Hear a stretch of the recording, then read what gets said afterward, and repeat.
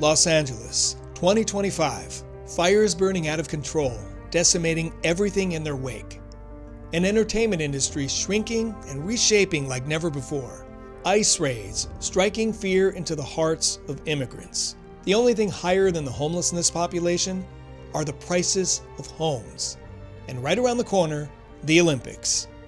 Is this city ready for a spotlight that bright? What is going on with Los Angeles? From climate and cultural shifts to political and economic disparities, artists, workers, and farmers are all facing stress tests. LA is no stranger to change, but lately, the changes feel sharper than ever. And while each story might seem separate, there's a hidden connection between all of them. And once you see it, you'll realize something profound.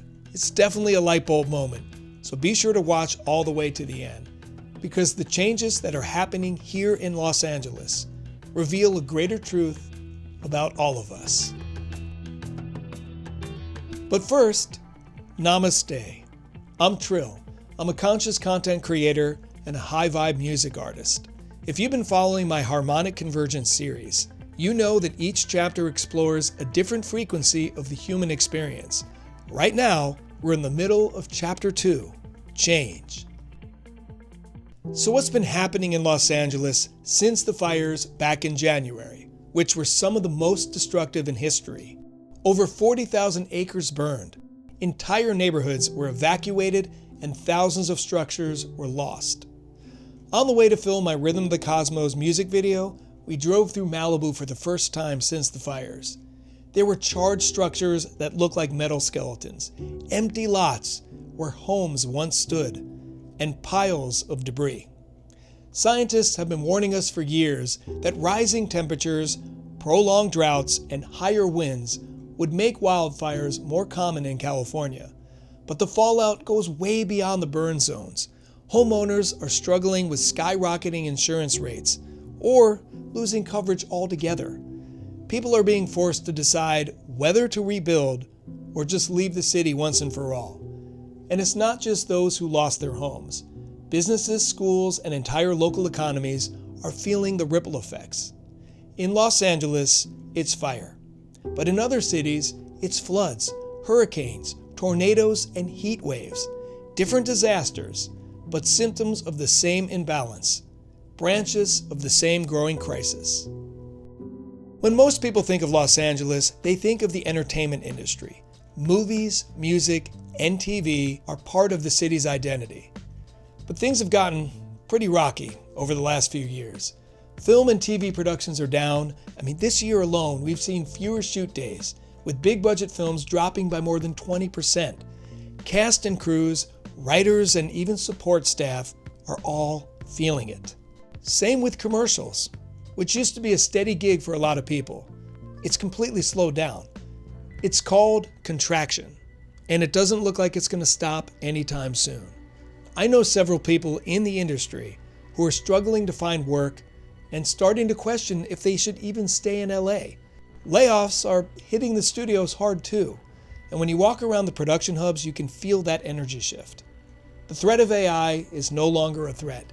It's here, in production, script coverage, editing, visual effects, and voice replication. Some of these tools are amazing for speed, but they're replacing entry-level jobs and undercutting the very paths that people used to take to break into the industry. In addition to jobs, it's infrastructure.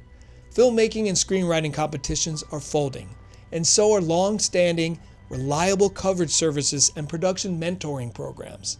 As an example, Screencraft and Coverfly, which are excellent at helping writers get discovered, are now gone or about to be. And this limits opportunities for new writers to get noticed. Yes, California has expanded its film tax credit program to incentivize productions to shoot here, but it's still a fight. Other states and other countries are offering bigger incentives, and productions are following the money. Meanwhile, the creator economy is growing. People are building careers on social media platforms like YouTube, TikTok, and Twitch. But how stable will those be in the long run? There's no union protection, no guaranteed income, and your visibility can disappear with a single algorithm change.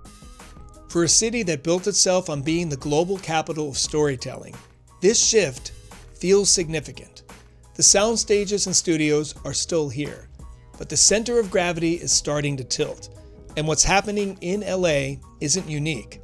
Other creative hubs are facing their own versions of disruption.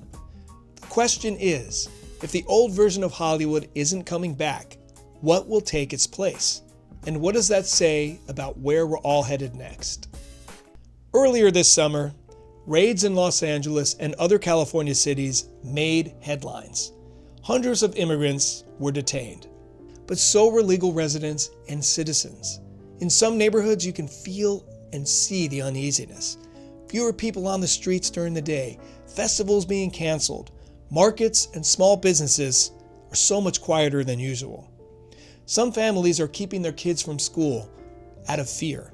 Some people are skipping work because they don't want to risk being confronted by ICE. And then there are the moments that seem to define the mood. One image in particular was shown on Reddit. A small ice cream cart left abandoned on a sidewalk. The vendor nowhere in sight. The implication is clear. Someone didn't make it home that day. It's a simple object, but it's become a kind of symbol of both the visible and invisible terror the city is grappling with. I've seen posts in local forums where people share warnings about where ICE was spotted, or offer rides so others can avoid public transportation. The intention is to keep people safe, but the constant vigilance wears on you. Economically, it's showing up too. Some industries like agriculture, construction, and hospitality are seeing labor shortages. Employers are seeing big drops in productivity because workers are either gone or too scared to show up. According to state data, private sector employment is down more than 3% since the raids began, which is even worse than what we saw in the Great Recession. Now, whether you agree with the policies or not, the day-to-day reality is the same. When a big part of your community is living in fear, everyone feels the ripple effects. It's not just their problem, it becomes the city's problem, and then the state's, and eventually, for those who can see it, the entire country as well. Finally, there's the Olympics. The 2028 Summer Games are coming, whether we're ready or not. On paper, it's supposed to be a moment of pride. Los Angeles back on the world stage for the first time since 1984. But hosting the Olympics isn't just about sports. It's about everything that happens in the years leading up to them. Driving around the city, you can already see the signs of preparation. Transit lines being extended, new connections to stadiums and arenas, and fresh upgrades around LAX. Under the city's fast-track plans, infrastructure projects, expanded bus service, and smart city tech, sensors, data systems, and upgraded security are all meant to be finished before 2028. On the surface, it's about moving people faster and showing the city at its best for the world stage. But for a lot of residents, the conversation sounds different. There's concern about how much of this is actually for the people who live here versus for the 2 weeks the world will be watching. Housing advocates worry about displacement as neighborhoods near key venues get cleaned up. And in this case, cleaned up means moving homeless encampments out of sight. One image that's been circulating sums up the mixed feelings pretty well. A freshly painted Olympic mural in a neighborhood where just across the street, tents line the sidewalk. It's a snapshot of the contradiction. The city spending millions to look polished for visitors, while the homelessness crisis remains unsolved. And the pressure doesn't stop there. The federal government has already formed a special task force to oversee security and logistics, which means more surveillance, more checkpoints, and possibly even military presence during the games. For some, that's reassurance. For others, it's another sign that the Olympics will bring as many challenges as it does opportunities. So yes, the Olympics will focus the global attention on Los Angeles. Tourism will boom. Local pride will get a boost, but it'll also test how the city balances putting on a show for the world with actually taking care of the people who call LA home. When you put all these stories side by side, the fires, the industry shifts, the raids, the Olympic strain, It's tempting to see them as separate headlines, but look closer and the dividing lines between them start to blur. What's underneath isn't just politics or economics, it's something more basic: separation. The space we've allowed to grow between us. The idea that there's a we worth protecting and a they we can live without. That what happens to them won't touch us. Separation shows up in different disguises. It's there when we decide a certain neighborhood doesn't matter until the tourists arrive. It's there when we cheer the loss of an industry because we don't like its culture, forgetting that livelihoods are tied to it. So let me ask you, when you heard all of this, what did you feel? Empathy? Apathy? Or glee and justification? If so, ask yourself why. Because separation is an illusion. Fires jump property lines. Economic shifts cross industries. Fear travels faster than news. And every choice we make in the middle of a crisis, to connect or to look away, shapes what comes next. What's happening in Los Angeles is a microcosm of what's happening or will happen in every city across the country. LA is showing us how quickly the spaces between us can widen, but also how fast they can be bridged when we recognize our differences were never as big as we thought. The question now isn't just what kind of city LA becomes, but what kind of we choose to be. As always, thank you so much for listening.